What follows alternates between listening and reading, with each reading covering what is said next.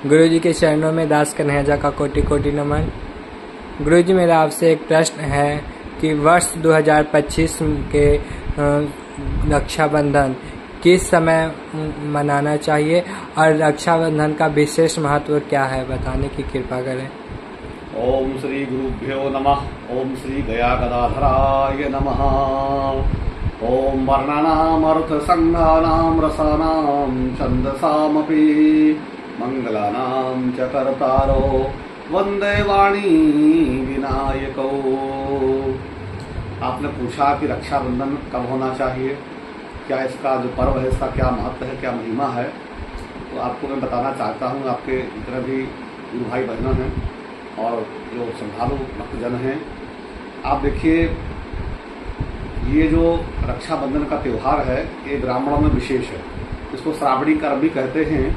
जितना भी विद्युत परिषद है, ब्राह्मण जन हैं, ब्राह्मण लोग हैं, वो जनेऊ बदलते भी हैं और पूजन करते हैं। उनका ये उपाकर्म है, ब्राह्मण का स्वाभाविक कर्म है उपाकर्म। तो ये लिए इसका बहुत महत्व है ब्राह्मणों के लिए और सभी के लिए।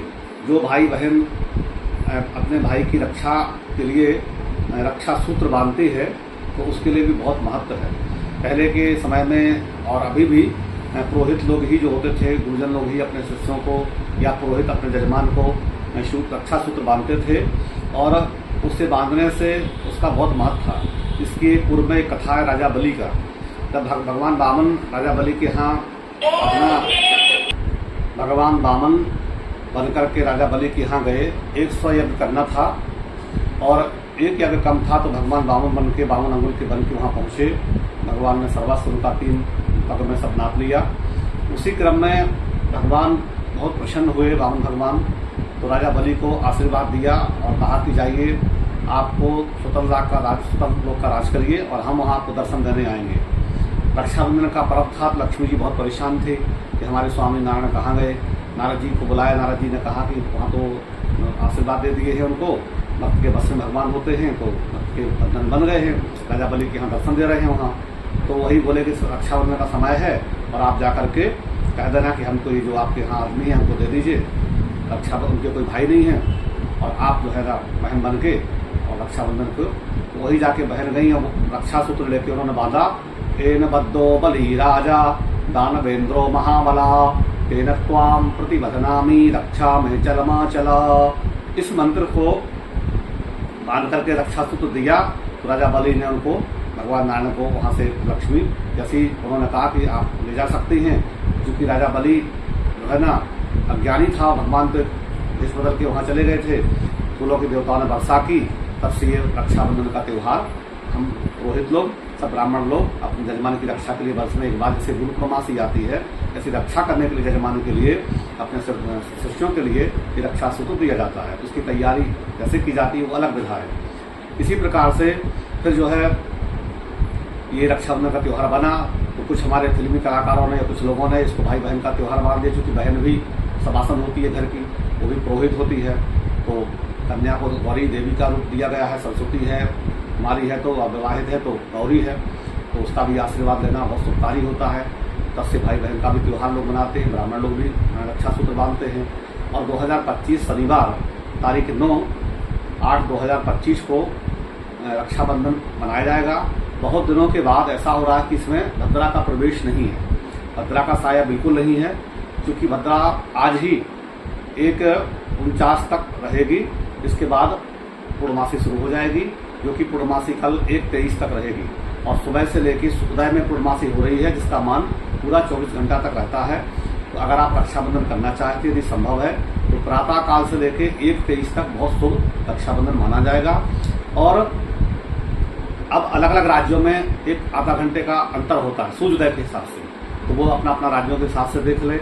अब इसी बीच में कल शनिवार है तो राहु काल भी आता है 10 से लेके और 9 बजे से लेके 10:30 तक, 9 बजे से लेके 10:30 तक राहु काल होता है। तो बुद्धिमान को चाहिए कि ऐसे तो इसमें राहु काल का कोई लागू नहीं होता है, लेकिन फिर भी आप प्रातः नहा स्नान ध्यान करके और आप 9 बजे के पहले रक्षाबंधन कर लें या 10:30 बजे की बात करें तो और अति उत्तम है। ऐसे रक्षाबंधन में इसका कोई लागू नहीं है नियम, लेकिन राहु काल जो मानते हैं साउथ वगैरह इत्यादि में या जो मानते हैं तो राहु काल में रक्षाबंधन नहीं करें, पूरा दिन पड़ा हुआ है। आप 1:30 बजे तक रक्षाबंधन बना सकते हैं। उसके बाद दिन भर अयोध्या तिथि लेकर दिन भर रक्षाबंधन मनाया जाएगा। तो एक मंत्र आपको हमने बताया कि जो भी बहन है अपने भाई को जब बांधे तो ये मंत्र को याद कर लें। ओम एन बद्धो बली राजा दानवेंद्रो महाबला तेन त्वाम प्रतिबधनामी रक्षा में चलमा चला। जो विप्र लोग हैं, ब्राह्मण लोग हैं, और भी मंत्र ऐसे हैं जैसे दुर्गा सप्तशती में 4थे अध्याय में है जो आखिरी मंत्र है, ओम रक्षणाय च लोकानां देवानापुचकारिणी प्रदक्षिणमयाख्यातम यदा वत्कथयांते ह्रीं ओम। ये मंत्र भी बहुत कारगर है, दुर्गा देवी जी का मंत्र है दुर्गा सप्तशती में।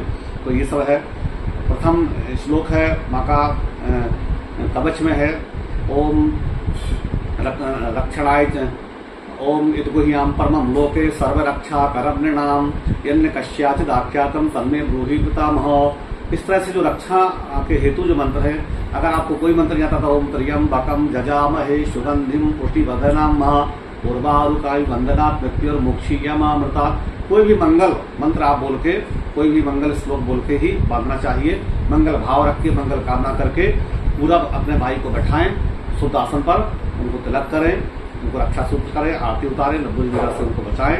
और भाई को कर्तव्य है कि अपनी बहन की एकदम तन मन धन से रक्षा करे।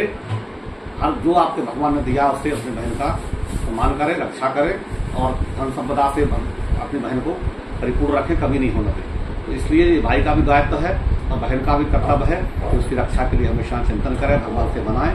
यही भाई बहन का प्यार प्रेम अद्भुत है, अटूट है और अकाट्य है। इन्हीं शब्दों के साथ मुझे विश्वास है कि आपको प्रश्न का उत्तर मिला हुआ होगा। जी गुरु जी, बहुत बार आशीर्वाद।